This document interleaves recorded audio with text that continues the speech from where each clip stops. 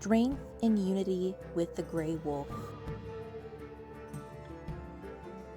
The gray wolf is one of the most remarkable creatures in North America, known for its intelligence, strength, and teamwork.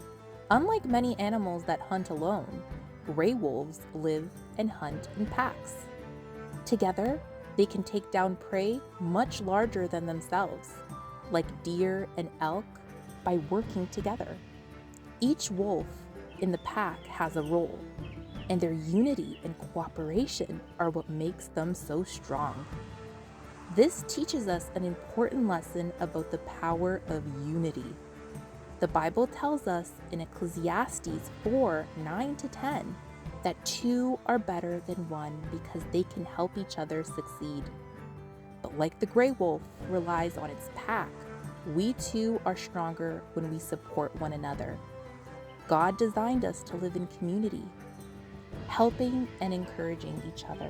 Whether it's our family, friends, or church, we are meant to lift each other up and work together to overcome challenges. The gray wolf's strength isn't just in its sharp teeth or strong muscles, but in the unity and trust it shares with its pack.